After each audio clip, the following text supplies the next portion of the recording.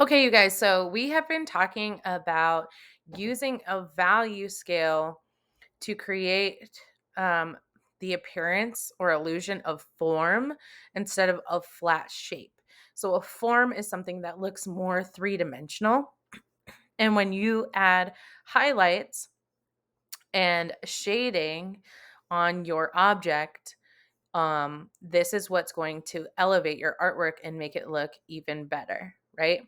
And for this lesson, we were talking about how what it would look like if these fruits had light coming from the top, and that means the shadow would be directly across from it and be on the bottom. Now, these are really quick because we're just practicing.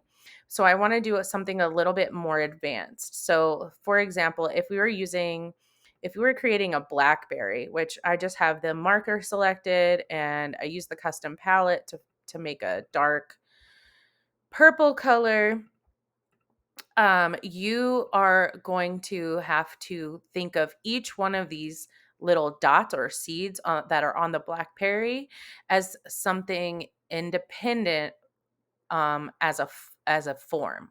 Okay, so for example, I use this really dark shade of purple. I've originally selected this color purple, and then I just made it darker so it would look more like an actual blackberry.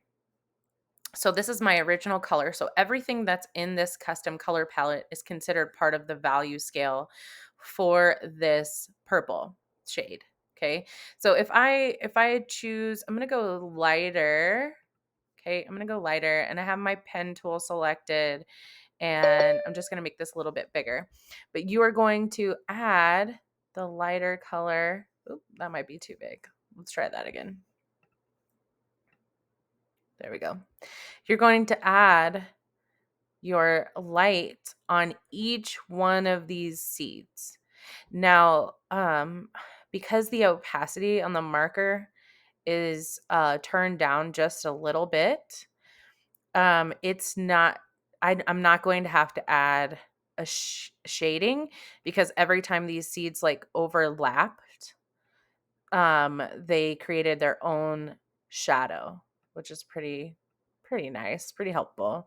Um, and always use a reference image, like a photo from Google of something that you actually like, and see how, like, if I zoom out, let me see if I can zoom out this way. So, see how I zoomed out, and now you can see just by adding one hue on that value, like one tint of the same color, it looks more three-dimensional just by doing that. Now, what you can do to extend this even further is if I zoom back in, zoom, I'm just like pinching my fingers on the trackpad, is continue to add lighter and lighter colors. And I can continue to drop this size down and like make this a bolder highlight, like something just slightly lighter. You could even make it like a dot or something that comes down, right? It could be like however you want. Just remember wherever your light source is, that's where you want your highlight to be coming from. So I want it to be in the opposite side of my shadow. Okay, so I'm just adding just a bit. Those are my students coming in for my next class. That's why you hear that doorbell sound. Okay, so now when I zoom out, like look how much better that looks now. See how that looks even more three-dimensional? So try this if you want to try an advanced tutorial and get creative.